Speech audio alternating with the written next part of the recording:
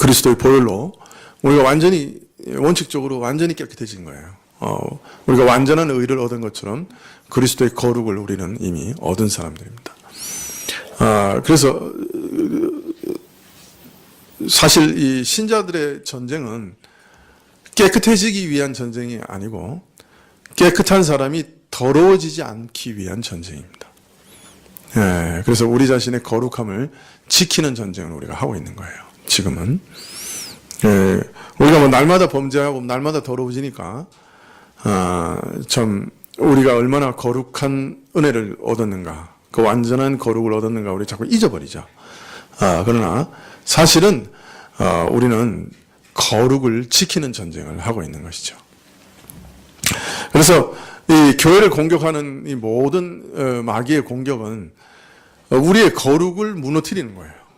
원래 예수님을 얻어서 예수님만큼 거룩한데 그 거룩을 무너뜨려서 계속 더러운 자로 살아가게 만들려고 하는 것이 마귀의 공격이죠. 자, 이런 영들의 개입에 의해 전쟁이 벌어지는데, 이 전쟁에 있어서 가장 특별한 점은 이 전쟁이 여호와의 크고 두려운 날에 있을 전쟁으로 항상 귀착이 되는 거예요. 하나님 곧 전능하신 이의 큰 날의 전쟁을 위해서 저들을 모았다, 그렇게 얘기하고 있는데요. 여기 언급된 전쟁, 하나님 곧 전능하신 이의 큰 날이라고 하는 수식어가 우리가 이게 읽기에는 좀 생소한 표현처럼 들리기 쉽습니다만은 하나님 곧 전능하신 이의 큰 날, 이렇게 되어 있는데, 이걸 하나씩 분리해 보면 가운데 있는 삽입구를 제외하면 바로 붙이면 어떻게 됩니까? 하나님 곧 전능하신 이에, 이건 뭐라 그러죠? 동격이죠.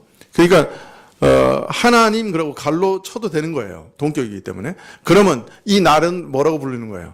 하나님의 큰 날이 되죠. 하나님의 큰 날. 곧 전능하신 이의 큰 날. 그러니까 이것은 한마디로 말하면 하나님의 큰 날, 이렇게 되는 거죠. 근데 이 큰이라고 하는 말도 하나님이라고 하는 말과 똑같은 수식어예요. 그러니까 세 가지 수식어가 붙은 거예요. 하나님의 날, 그죠? 곧 전능하신 이의 날, 큰 날, 이렇게 따로따로 볼 수 있어요. 자, 그런데 이렇게 보면요, 요게 아주 익숙한 날이라는 걸 알 수 있어요. 구약에 보면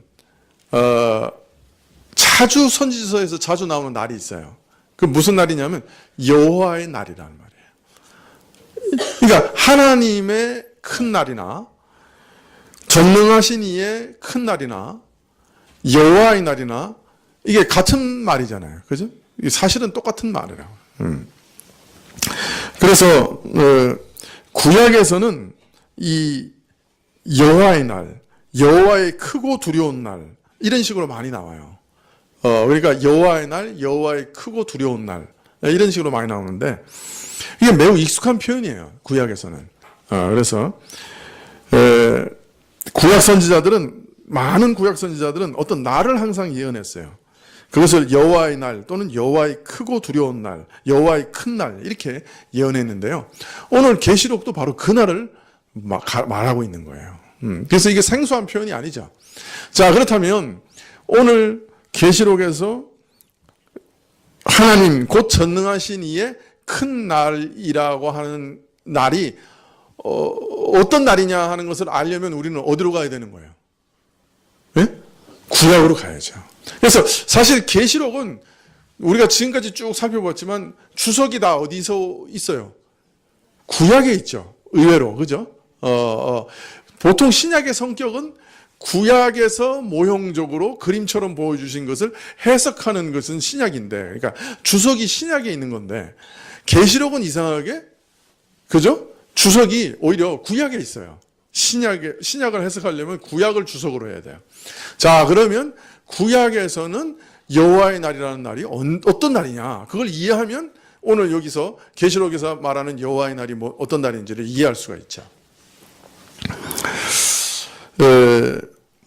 구약 선지자들은 이 여호와의 날이라는 말에 아주 특별한 내용과 뜻을 담아 사용했습니다. 아마도 원래 이 여호와의 날이라고 하는 말은 근본적으로 구약에서 여호와께서 역사 가운데 직접적으로 개입하시는 날이라는 의미로 쓴 것 같아요. 구약에서 여호와의 날 할 때 그 가장 밑바닥에 있는 근본적인 의미가 여호와께서 역사 속에 결정적으로 개입하시는 날이다. 그런 의미로 쓰였던 것 같아요. 자, 그런 다음에 여호와께서 이렇게 결정적으로 개입하시는 이 날은 그러면 도대체 어떤 의미가 되느냐? 이스라엘에게는 어떤 의미가 될 것 같아요?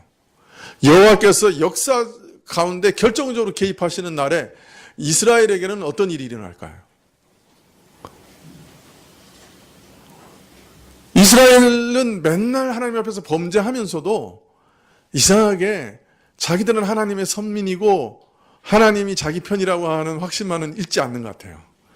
그래서 여호와께서 역사 가운데 개입하는 날 그러면 이스라엘은 항상 어떻게 생각했냐면 여호와께서 역사적으로 이스라엘에 개입하셔서 자신들을 구원해내시고 자신들을 온 세계에서 높이시는 그런 날이다. 아주 긍정적으로 이스라엘을 위해서 결정적으로 개입하시는 날이다. 이렇게 이해했어요. 그런데 아모스 선지자가 이 여호와의 날에 대한 오해를 일깨우기 시작해요. 그래서 아모스가 이렇게 일깨워서 경고해요. 야, 너희가 여호와 하나님이 결정적으로 개입해서 너희를 구원하시고 너희를 높이시는 날로 여호와 날을 이해하는데 너 그거 오해야. 그래서 이렇게 얘기합니다. 그날은 빛의 날이 아니요 어둠의 날이라고 말하고 있습니다. 너희들은 빛의 날로 기대하고 있지? 근데 아니야. 그날은 이스라엘에게 어둠의 날이야. 여러분, 어둠의 날이라는 말은 무슨 말이 될까요? 이스라엘은 뭘 기대하고 있는 거예요? 구원을 기대하고 있어요. 빛을 기대하고 있어요. 근데 그날이 어둠이라고 하면 무슨 의미가 되겠어요? 심판이 되겠죠. 다른 말로 말하면 이스라엘 역사 가운데 하나님이 개입하셔서 이스라엘을 심판하실 날이다 라고 아모스는 일깨웁니다. 자, 그런데 이상하게도 아모스서에서는 여호와의 날이 이스라엘에게는 심판의 날이다라고 얘기한 다음에 바로 이어서 이 날에 있을 심판의 대상과 범위를 확대해버려요. 그래서 이 날의 심판은 이스라엘이 역사적으로 심판받는 날에 그치지 않고 온 인류가 그 죄악에 대한 보응을 받는 그런 심판의 날로 의미가 확대됩니다. 아모스서 안에서도 이중적인 의미를 가져요. 요엘 선지자도 여호와의 크고 두려운 날이 이를 것이다 이렇게 예언합니다. 그리고 이 날에 대해서 설명하시면서 만국을 불러 여호사밧 골짜기에 모으시고 저들이 이스라엘을 핍박한 죄를 하나님이 친히 국문하시고 보응하시는 날이다. 열국을 심판하는 날이라고 얘기하신 다음에 열국으로 그래서 전쟁을 준비하고 용사와 무사로 전쟁에 나가며 농사짓는 보습과 낫을 쳐서 칼과 창을 마련하고 이 거대한 살육 전쟁을 일으키는 그런 장면을 말씀하고 있어요. 바로 여호와의 날은 하나님께서 열국에 심판하시는 날이다 이렇게 말하고 있는 것이죠. 그런데 다만 이런 전쟁 와중에서도 하나님께서 그 백성은 환난과 핍박을 피하여 숨게 하시고 하나님이 자기 백성의 피난처와 산성이 되어 주실 것이다 이렇게 또 얘기하세요. 또 스가랴서에서도 여호와의 날에 대해 얘기하시는데요.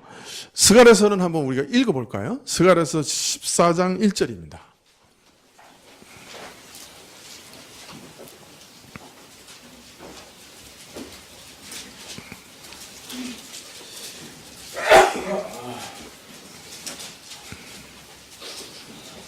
스가랴서 14장 1절 펼쳐놓고 쭉 따라오십시오. 예, 제가 다는 못 읽겠고 조금씩 읽으면서 설명을 드리려고 합니다. 스가랴서 14장 1절 1절과 2절을 제가 읽겠습니다.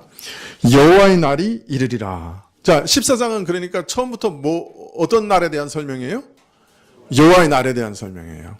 여호와의 날이 이르리라. 그날에 내 재물이 약탈되어 너희 중에서 나누이리라.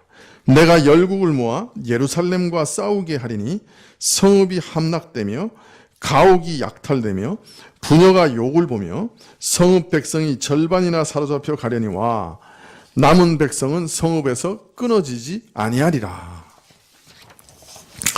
하하, 여호와의 날이 이르면 하나님께서 결정적으로 이 땅의 역사에 개입하시는 날에 어떤 일이 일어난다는 거예요?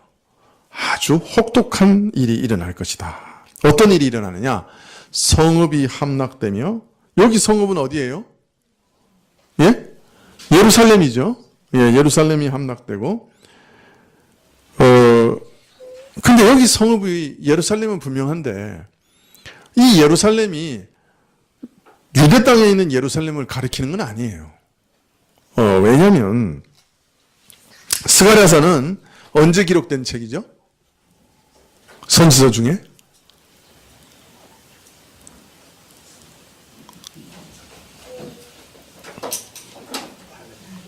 예?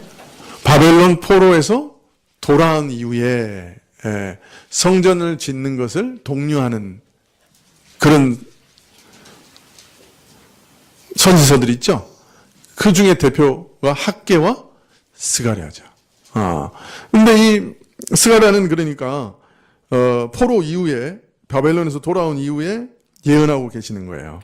근데 오늘 예언은 성전을 다시 세운 이후에 있을 아주 장구한 시간의 역사를, 그러니까 성전 다시 세운 다음에 그 이후에 있을 아주 장구한 세월의 역사를 예언하는 장면 중에 하나예요. 그런데 12장과 13장에서는 메시아가 찔리시고 목자가 침을 당하는 일에 대해서 예언하고 있어요. 즉 메시아가 오신 이후에 죽임을 당할 것에 대해서 예언하고 있어요. 메시아가 찔리시고 목자가 침을 당하고 그래서 메시아의 죽음이 예언되어 있어요. 그리고 나서 14장에 다시 예루살렘이 등장해요. 그러면 여기 예루살렘은 뭘 뜻하는 걸까요?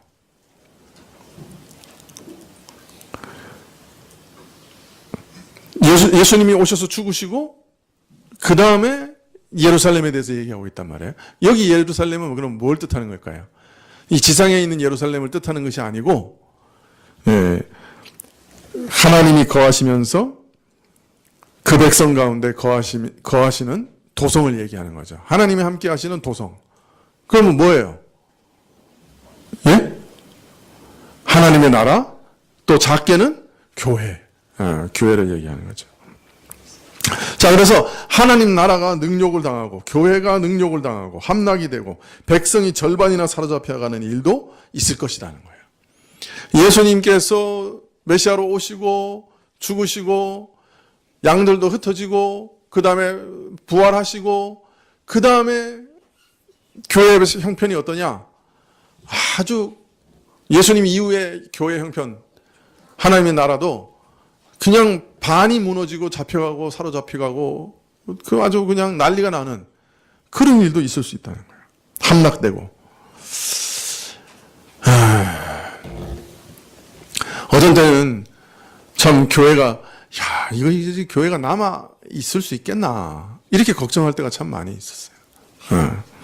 지금 마찬가지죠. 유럽 같은 데서는 원래 유럽은 원래 독일도 그렇지만 태어나면 신자죠.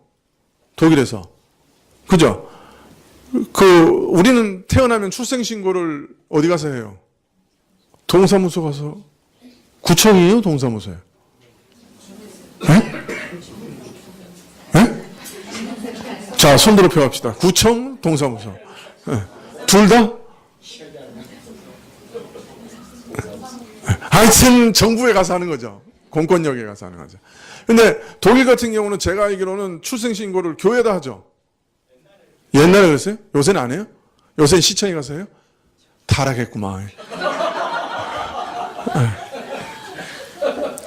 벌써 그렇게 많이 바뀌는 거죠.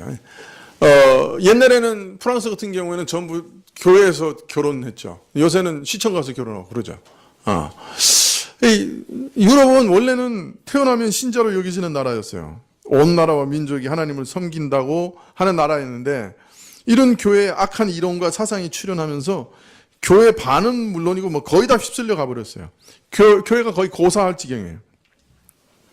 하나님을 대적하는 악한 이론들이 횡행하고 연약한 심령들이 미혹당하고 유혹당하고 충돌돼서 다 교회를 떠나갔어요. 온갖 더러운 욕망을 부추기는 그런 일로 인해서 교회는 사라져가는 거죠. 아이들이 유혹을 받고 충돌질 당해서 교회는 재미없는 곳이다. 다른 종교나 기독교는 다 똑같다. 그거 떠나가고 말았어요. 이런 세상의 악한 공격에 대해서 참 교회는 문자 그대로 함락되고 능욕을 당하고 교인들이 반 이상 사로잡혀갔다. 세상 풍조에 사로잡혀갔어요. 마귀에게 끌려갔어요. 하나님께서 그 나라를 이루어 가시는 과정에 이런 일도 있을 수 있다는 거예요. 하나님 나라의 역사에, 교회 역사를 보면 이런 일도 있을 수 있다는 거예요. 지금도 그렇고 있는 거죠. 교회가 이러다가 견딜 수 있겠는가, 무너지지 않겠는가 염려할 수밖에 없는 거죠. 이런 시련들이 있는 거예요. 그러나 오늘 말씀을 보면 남은 백성들이 끊쳐지지 않을 거다 이렇게 얘기해요. 끊어지지 않을 거다. 우리 눈으로 봐서는 야 이제 교회는 결단이 났다, 끝장났다, 교회에 누가 남아 있겠냐 그렇게 얘기해도 생각해도 남아있는 백성들은 그쳐지지 아니할 거다. 남은 백성이 있을 거라. 아무도 교회 나오는 사람이 없을 것이다. 그러나 그렇지 않다. 하나님께서 남은 자를 두셔서 교회에서 그쳐지지 아니하게 하실 것이라. 남은 백성에게 하나님이 은혜를 베푸사 견디게 하실 것이다. 거룩한 은혜의 역사를 계속 이어가실 것이다. 결코 교회는 무너지지 않을 것이다. 이렇게 스가랴서는 말하고 있습니다. 스가랴서 14장 3절에 그때 여호와께서 나가사 그 열국을 치시되 이왕 전쟁 날에 싸운 것 같이 하시리라. 또 언제나 그러셨듯이 하나님께서는 이처럼 교회를 괴롭히고 짓밟는 대적들을 반드시 쳐 멸하시고 교회를 구원해 내신다. 이렇게 얘기합니다. 자, 그런데 그 구원의 방식에 대해서 스가랴서 14장 12절부터 이렇게 얘기합니다. 대적들을 어떻게 치실 것이냐? 스가랴서 14장 12절에 예루살렘을 친 모든 백성에게 여호와께서 내리실 재앙이 이러하니 곧 섰을 때 그 살이 썩으며 그 눈이 구멍 속에서 썩으며 그 혀가 입 속에서 썩을 것이요 그날에 여호와께서 그들로 크게 요란케 하시리니 피차 손으로 붙잡으며 피차 손을 들어 칠 것이며 저들이 서 있는데 살이 썩게 하시며 눈이 눈 속에서 썩으며 그 혀가 입 속에서 썩게 하실 것이다. 어떤 사람은 이것을 읽으면서 이것은 핵폭탄의 결과다. 핵폭탄이 터지면 그 자리에서 사람이 바싹 타버리니까 그런 것을 뜻한다 이렇게 얘기합니다만 뭐 꼭 그것을 의미한다고 볼 필요는 없겠죠. 여기서 말씀하시는 것은 하나님께서 그 크신 권능으로 대적들을 무력하게 하시고 하나님의 권능으로 직접 멸하신다. 그런 뜻을 나타내는 것으로 보는 것이 좋을 것입니다. 그 방법이 어떤 방법인지는 잘 모르겠습니다만은 여하튼 하나님께서 그 권능으로 대적 세력을 멸하시고 무력하게 하실 것을 밝히시고 있는 것이죠. 근데 또 하나 13절에 보면 하나님께서 저들로 크게 혼란하게 하셔서 저들끼리 서로 치고받고 자중진환으로 무너지게 하실 것이다. 이렇게 말씀하고 있습니다. 그래서 이제 교회가 예수님 이후에 하나님의 나라도 그냥 거의 절반이 잡혀가고 그냥 멸망하는 그런 일도 얼마든지 있을 것인데 하나님께서는 그런 가운데서도 직접적으로 개입하셔서 대적들을 멸하시거나 또는 서로 싸워가지고 대적들끼리 서로 자중진환 가운데 멸망하는 그런 방식으로 교회를 대적하는 모든 세력을 멸망시키실 것이다. 이렇게 예언하고 계시는 거예요. 14장 16절에 보면 예루살렘을 치러 왔던 열국 중에 남은 자가 해마다 올라와서 그 왕 만군의 여호와께 숭배하며 초막절을 지킬 것이라. 천하 만국 중에 그 왕 만군의 여호와께 숭배하러 예루살렘에 올라오지 아니하는 자에게는 비를 내리지 아니하실 것인즉.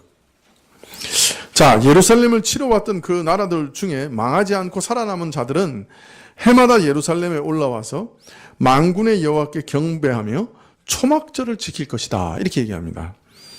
초막절은 뭐 하는 날이죠?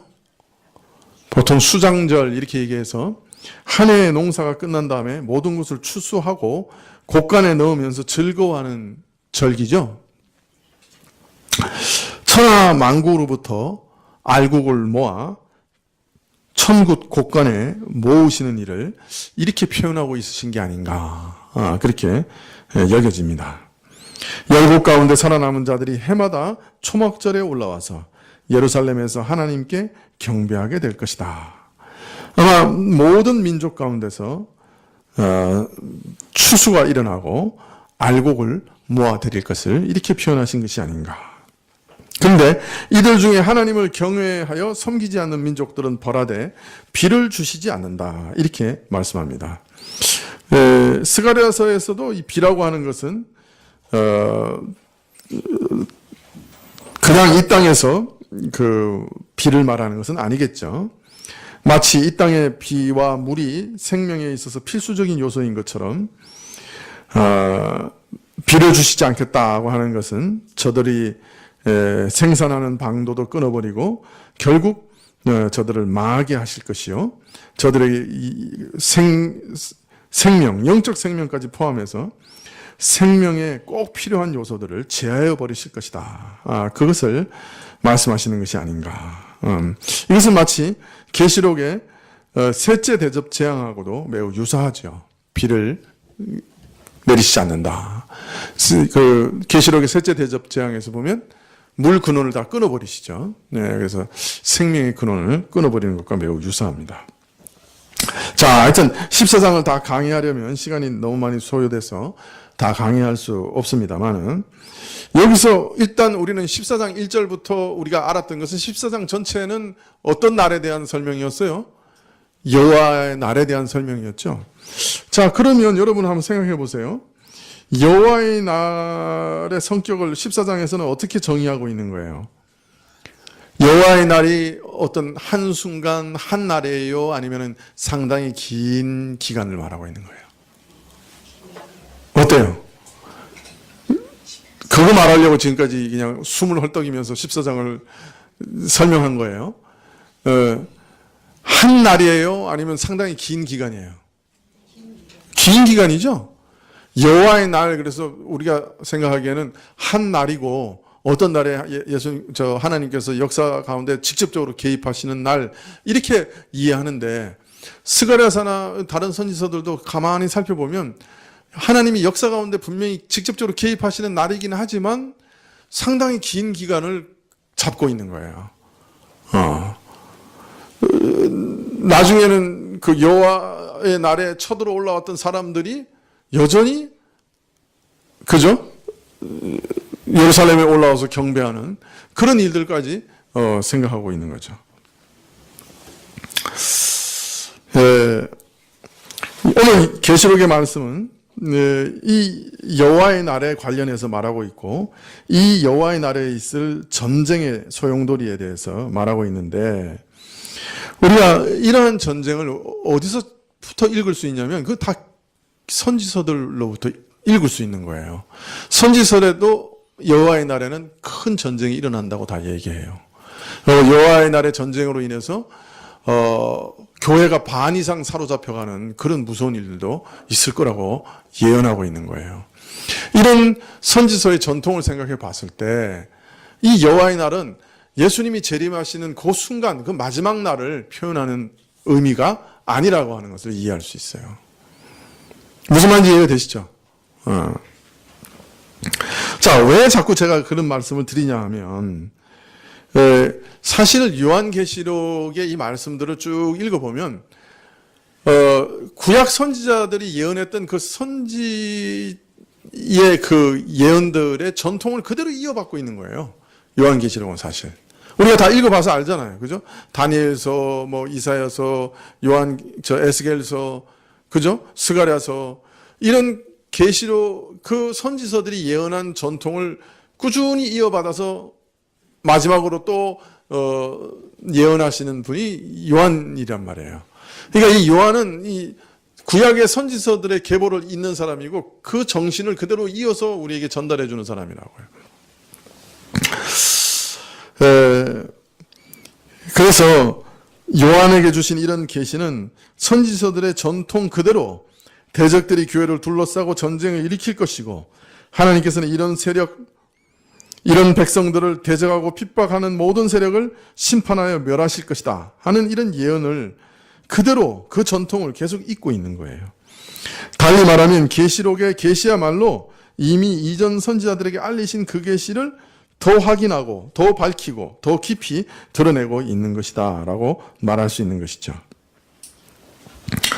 이처럼 여호와의 날에 있을 이 특별한 전쟁은 열국들이 모여 전쟁을 벌이되 바로 예루살렘 또는 하나님의 백성, 하나님의 나라, 교회, 성도들을 대적하여 치기 위해 모여드는 전쟁이요. 또 그 무리를 하나님께서 심판하시는 그런 영적 전쟁이다 하는 것을 우리는 이해할 수가 있습니다. 그리고 이 여호와의 날이라고 하는 것이 상당히 포괄적이고 긴 시간을 내포할 수 있다 하는 것도 이해할 수가 있는 것이죠.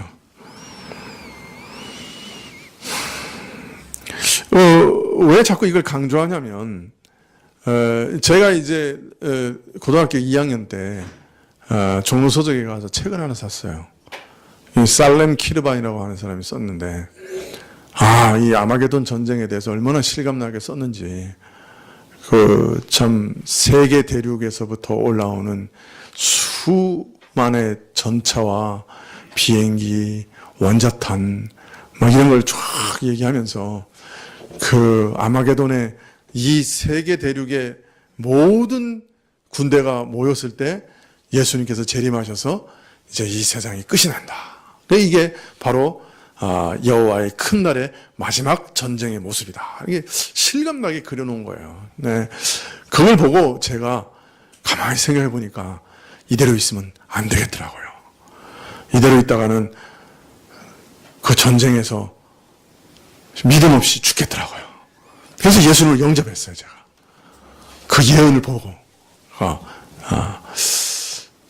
근데 지금 보니까 그렇게 해석하면 안 되는 거예요, 이게. 잘못된 해석 가운데 제가 예수님을 영접을 했어요. 근데 좋은 결과를 맺었죠. 그렇지만 이분들이 주로 어떻게 해석하냐면 그렇게 해석하는 거예요. 그 이제 세계 큰 대륙에 이렇게 그런 것 그때 많이 유행했어요. 대유성 지구의 종말 뭐 이런 거 70년대 80년대 여러분 혹시 읽어보신 분들 있어요?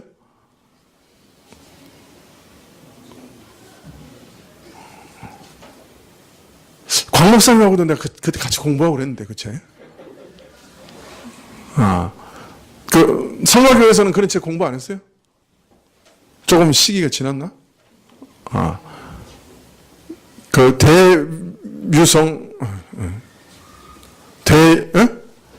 대유성 지구의 종말? 그 책이 언제 나왔죠? 그 책에서 하여튼 1988년도인가 예수님 재림한다고 그랬나요? 하도 오래돼가지고 이제 하여튼 그런 게 정말 한동안 많이 유행했기 때문에 이제 제가 자꾸 이걸 이렇게 이제 강조해서 설명을 드리는 거예요. 얼핏 보면 정말 그런 것 같이 보이잖아요. 그죠? 날도 나오고 장소도 나오고 그러니까. 그러나 사실은 이것이 상징적으로 해석해야 될 것이고 또 이것이 어떤 마지막 날 예수님이 재림하시는 그날 그 직전에 있는 전쟁 그것을 얘기하는 것은 아니다. 이미 여호와의 날이라고 하는 것도 매우 긴 기간을 포함할 수 있는 날이고 이러한 전쟁의 성격은 이미 초대교회부터 교회 안에 얼마든지 있었고 여러 번 또 반복됐고 또 교회가 거의 뭐 절반 이상 다 사라져버리는 그런 무서운 심판도 교회 안에서 얼마든지 계속 있었던 일이라 하는 것을 우리가 이해하고 넘어가면 좋겠습니다.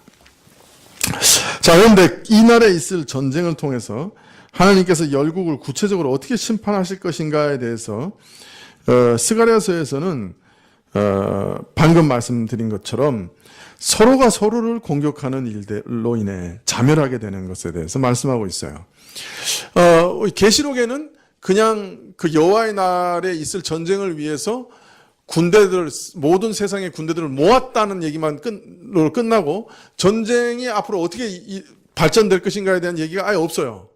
그죠? 그냥 전쟁을 위해서 군대를 모았다 하는 것으로 끝나는데, 스가랴에서는 그 전쟁의 결말도 얘기하시고 또 그들이 다 멸망받을 건데 어떤 방식으로 멸망받을 건가 하는 것도 얘기하세요. 첫 번째는 하나님의 직접적인 개입으로 그 전쟁 가운데 항상 승리하시고 대적을 멸망시키실 거고, 또 하나는 뭐냐면 서로가 서로를 치는 방식으로 멸망시키실 것이다, 그렇게 얘기하고 있습니다.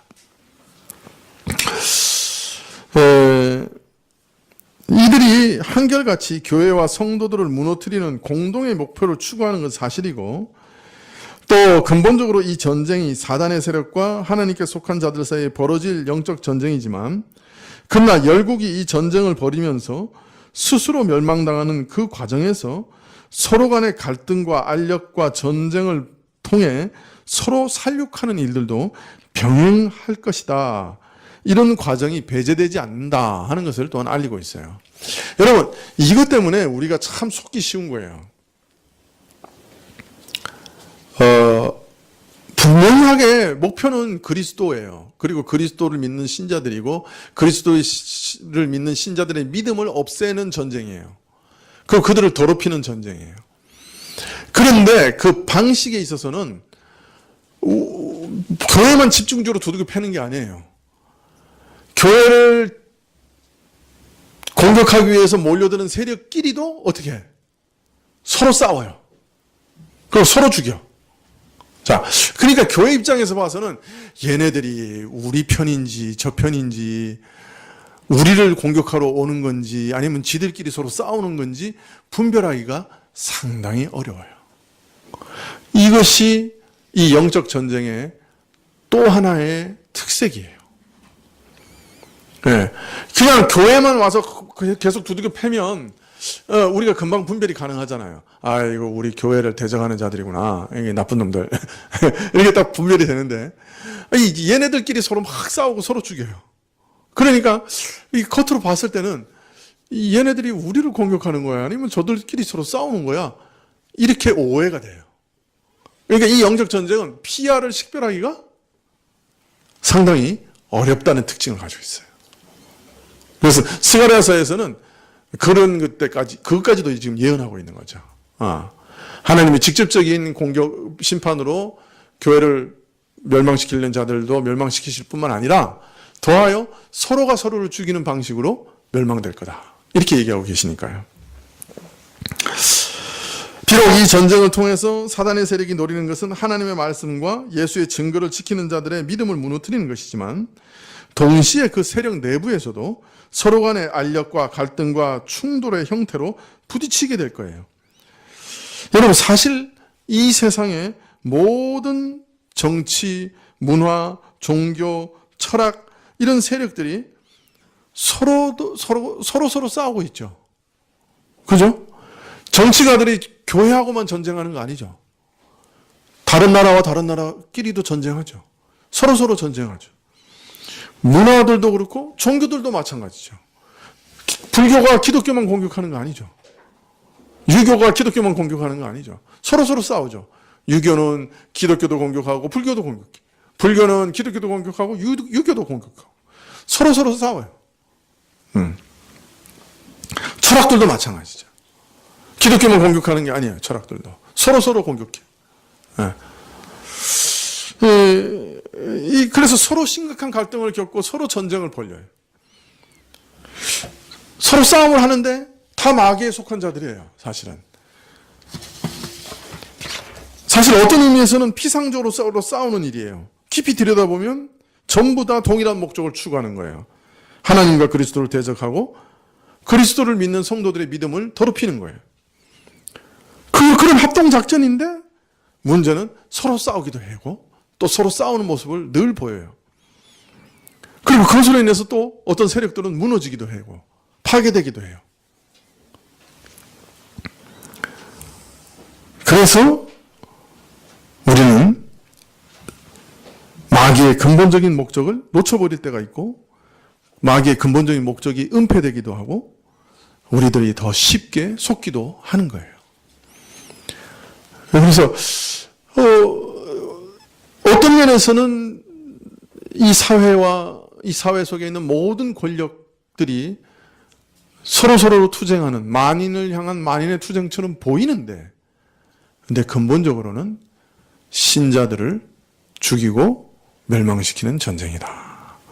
이 전쟁의 혼란스러움과 이 마귀의 전략, 이 영적 전쟁을 통해서 우리를 더럽히려고 하는 마귀의 깊은 괴계 이런 것들을 우리가 놓치지 말아야 돼요.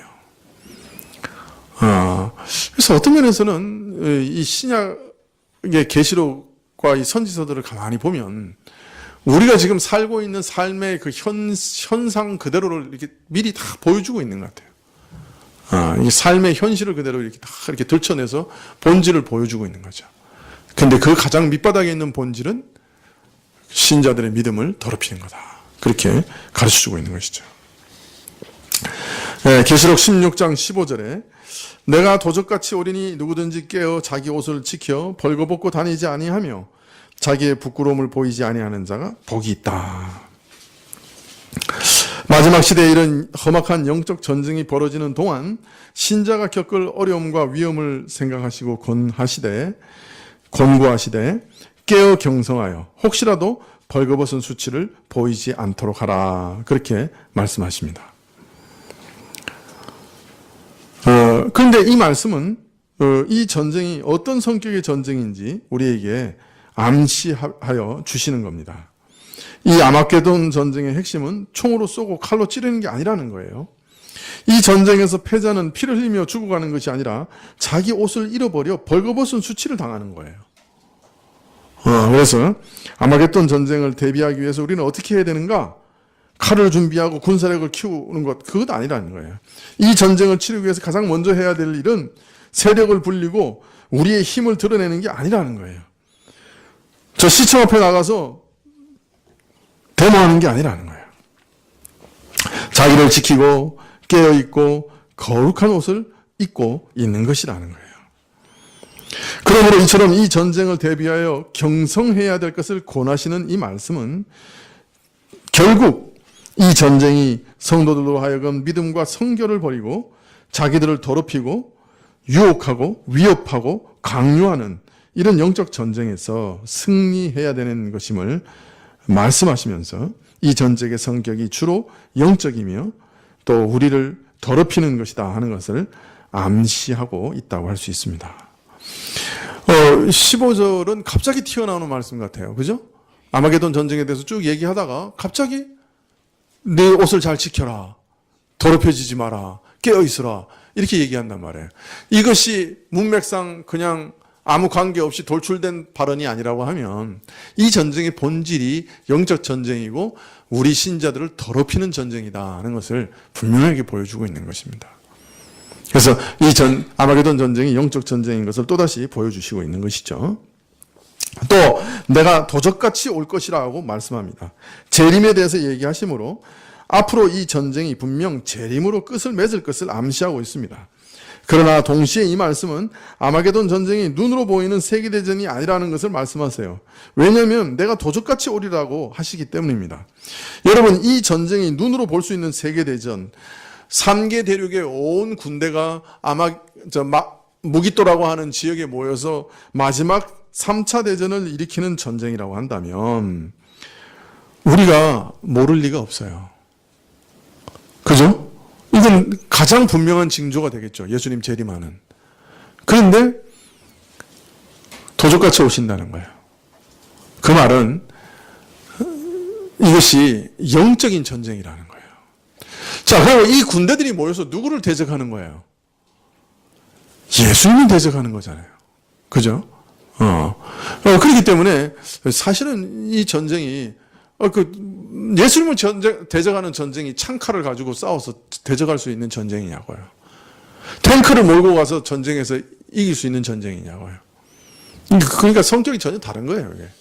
이게 자꾸 우리가 그 세대주의적인 그 종말론에서 배운 것들이 하도 많아가지고 자꾸 오해를 하는데요.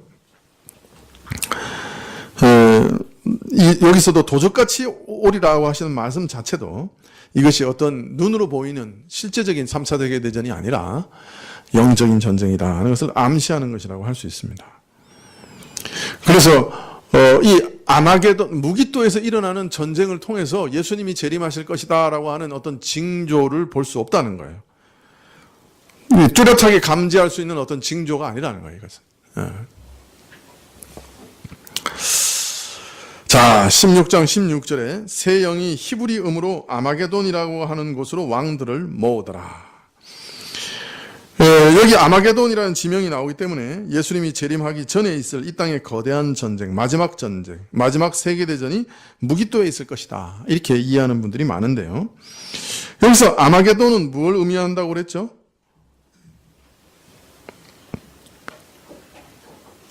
이전에 아마게돈이라고 할 때 뭐와 뭐의 합성을 하라고 그랬어요? 하르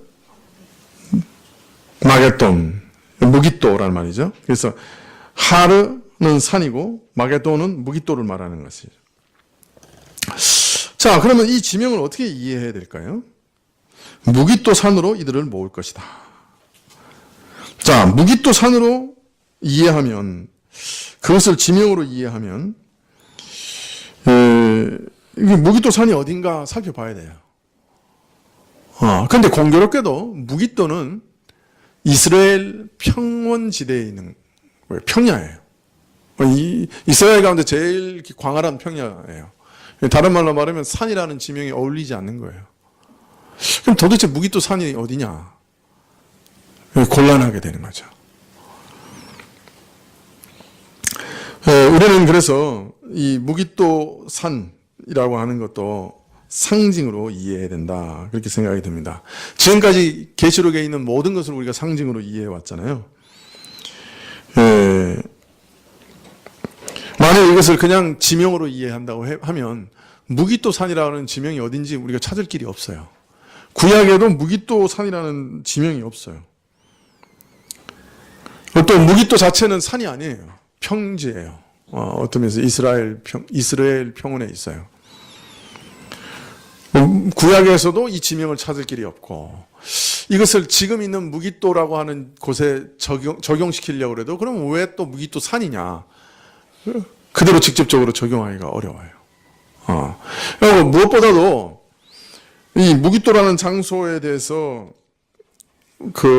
이것이 지명이라고 생각하는 모든 학자들도 이것에 대해서는 동의해요. 그건 뭐냐면 이 무기또 지역이 전 세계의 군대가 모여서 전쟁 치를 만한 장소가 안 된다는 거예요. 너무 좁아서.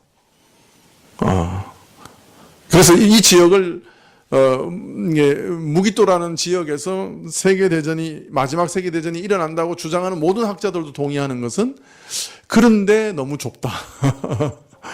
여기 세계의 모든 군대가 모여서 전쟁 치르기에는 불가능하다. 물론 이 무기또가 지금까지 100여 차례 이상의 전쟁을 치른 전쟁하기 좋은 장소인 것은 사실이고 유명한 전쟁터인 것은 사실이지만, 그러나 여기에 수억의 군대가 모여서 전쟁하는 것은 불가능하다.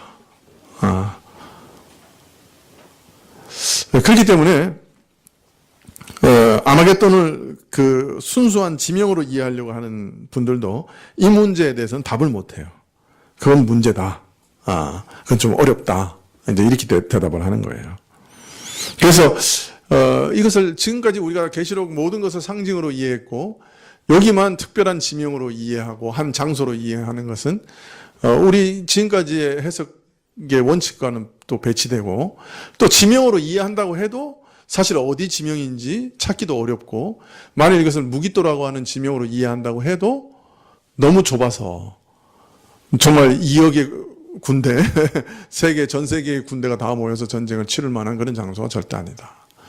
자, 그렇다면 어차피 이제 상징으로 이해해야 되는 것이 분명하죠. 자, 그러면 여기서 무기또는 뭘 상징하는 것일까요? 이 아마게돈을 상징으로 해석하는 주석가들도 참 많고 그들의 제안도 엄청 많아요. 그래서 제한된 시간에 다 소개할 수도 없을 겁니다. 근데 사실 저와 같이 생각하는 분들을 발견하지는 못했어요. 그런데 이제 제 제안을 말씀드리려고 합니다. 무기또는 이스라엘을 침공하면 항상 점령해야 할 이스라엘의 요충지입니다. 최고로 치열한 전쟁터 중에 하나였죠.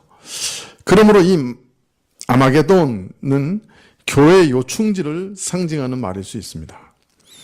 교회에서 이것을 뺏기면 교회로서의 존재 의의가 사라지는 요충지, 교회의 존망이 위태로운 요충지, 그게 무엇일까요? 교회에서? 네? 목회자.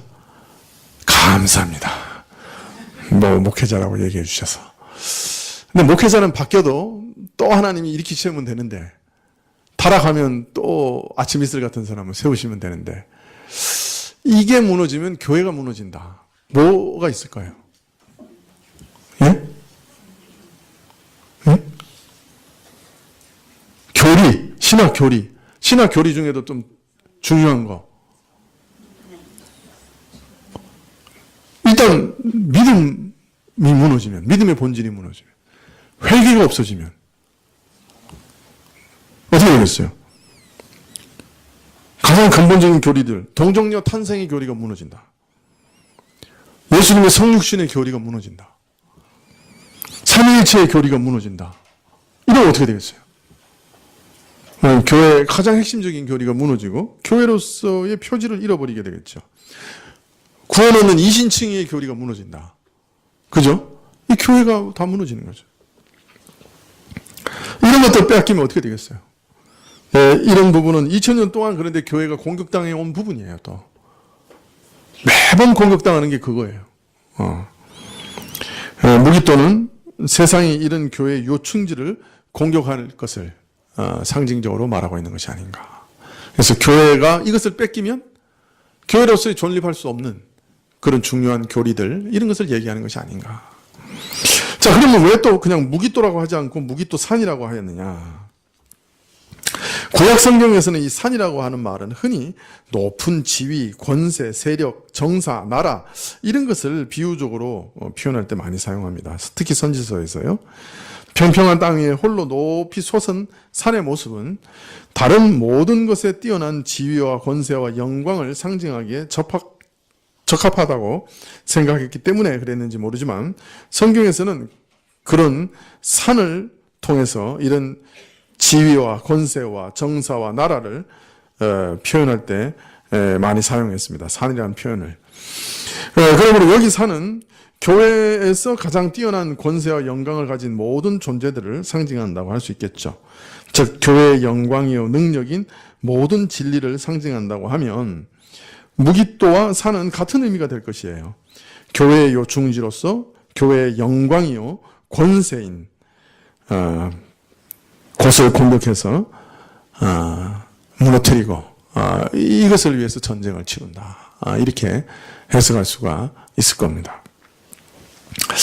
혹 다른 의견을 말하라고 한다면 한 가지 고려해야 될 것은 스가랴서 12장 11절입니다.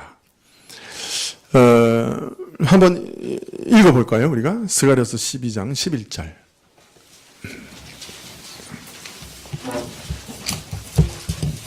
누가 한번 읽어주시겠어요?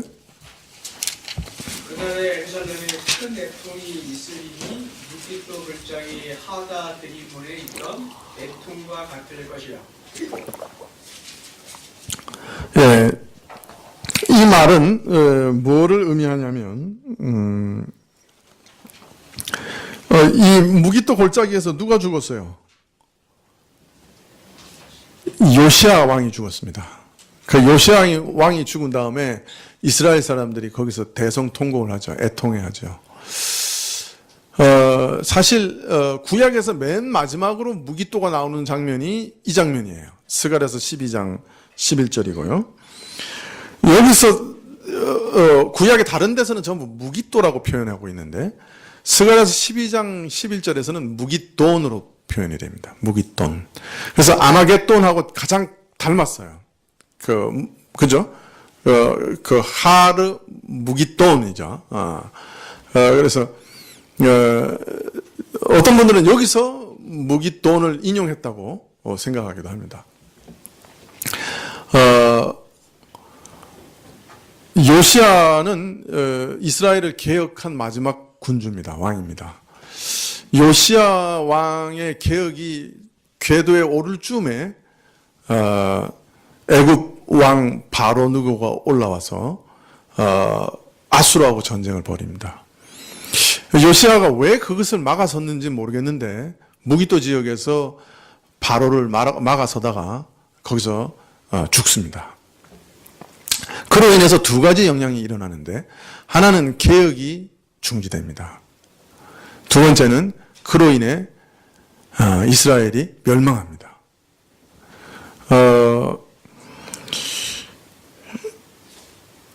여기 언급된 사건이 요시야가 무기또에서 애굽왕 바로 느고에게 죽임을 당함으로 이스라엘의 마지막 소망이 무너진 일을 상징적으로 나타내고 있다면 이스라엘의 마지막 개혁왕, 개혁을 완수하지 못하고 전쟁터에서 죽은 왕을 기억하는 말이라고 하면 아마겟돈이라고 하는 말은 교회의 개혁을 저지하고 교회를 멸망시키려고 하는 거대한 전쟁터다라고 하는 상징성을 가질 수 있습니다. 왜냐하면 요시야가 바로 여기서 죽었기 때문이죠. 교회의 개혁이 그것으로 인해서 저지됐고 그로 인해서 이스라엘은 이제 멸망하게 되죠. 교회는 계속 개혁되어야 돼요. 끊임없이 개혁되어야 돼요. 그렇지 않으면 교회는 부패하게 되고 타락하게 되고 끝내는 멸망의 길로 가게 됩니다. 그래서 개혁교회에서 제일 중요한 모토 중에 하나는 개혁교회는 계속 개혁되어야 된다는 거예요. 끊임없이 하나님 말씀으로 개혁되어야 돼요. 왜 그 개혁이 중지되고 세상 세력에 의해서 그리고 무너진다면 개혁 세력이 무너진다면 교회는 타락하게 되고 곧 멸망으로 이어지게 되는 것이죠. 그래서 교회의 개혁을 저지하고 교회를 멸망시키려고 하는 악한 영들이 교회 안에서 거대한 전쟁, 개혁을 저지하고 교회를 멸망시키려고 하는 거대한 전쟁을 일으키는 것, 그것을 상징적으로 말하고 있는 것이 아닌가. 아마겟돈이라고 하는 것은 어느 쪽으로 봐도 마찬가지죠. 교회의 아주 중요한 교리를 공격해서 교회를 교회답지 못하게 하고 교회를 무너뜨리려고 하는 그런 요충지를 상징적으로 얘기하든지 아니면 교회 개혁을 저지하는 영적 전쟁을 상징적으로 얘기하든지 아마겟돈이라고 하는 곳은 그런 상징으로 보는 것이 좋겠다. 그렇게 말씀드릴 수가 있습니다. 이렇게 얘기하면 재미가 없죠. 그냥 전차가 나오고 막 비행기가 나르고 3차 세계대전이 일어나고 막 이래야 재미가 있는데 영적인 전쟁이다 이렇게 해석해버리면 재미가 없어요. 그러나 사실 계시록이 그렇게 특정한 사건을 앞으로 있을 어떤 제3차 세계대전이나 이런 특정한 사건을 정말로 예언하고 있는 책이냐. 지금까지 계시록에서 그런 특정한 사건의 계시록을 대입해서 맞은 적이 한 번도 없습니다. 대접제형을 2차 세계대전, 3차 세계대전 아무리 맞추려고 거기다 끼워 넣어도 맞지 않은 거죠. 아마도 구약의 모든 예언의 그 전통을 이어받아 해석한다고 하면 요한계시록은 이처럼 해석하는 것이 올바르지 않나 그렇게 생각이 듭니다.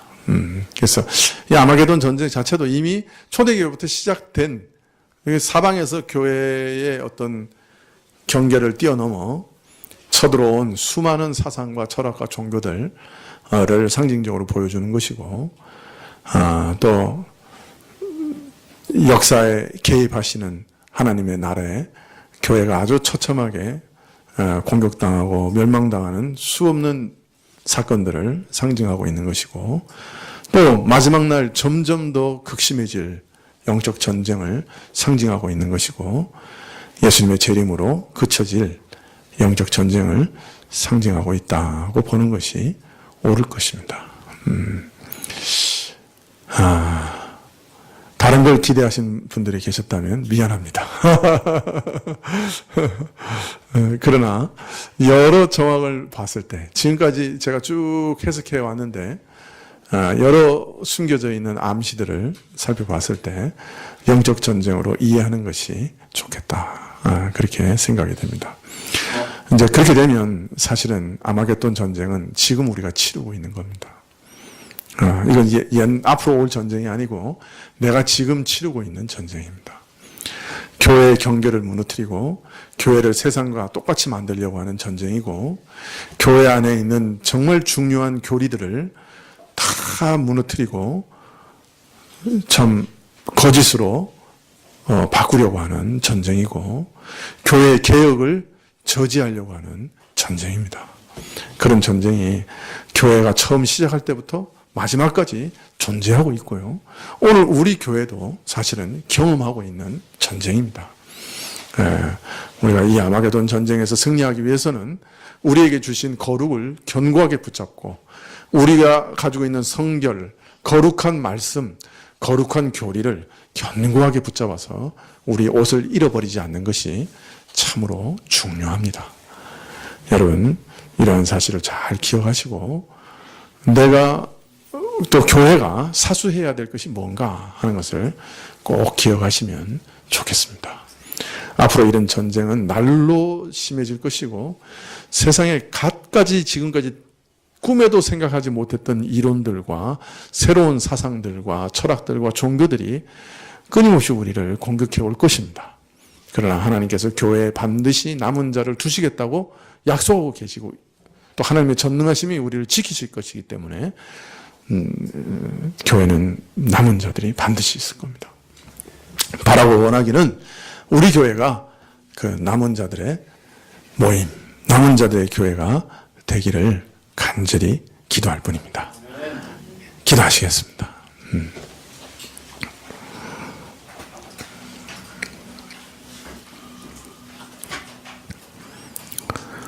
주님, 우리 눈을 열어주십시오.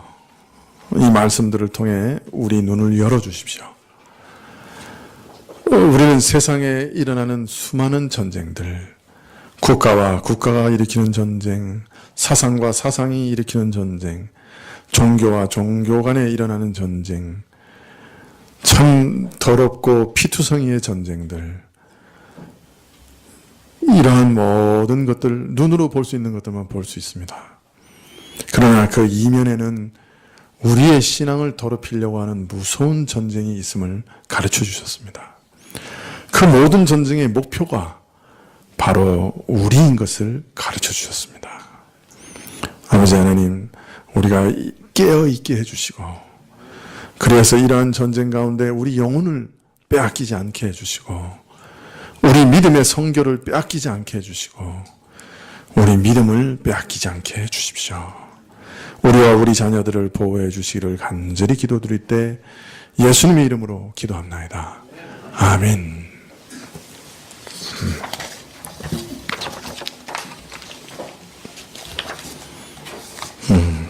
네, 주님 가르치신 기도 후에 두 가지 기도 제목 가지고 기도해 주십시오. 하나는 우리 곽우성 목사님 위해서 기도해 주시면 좋겠습니다.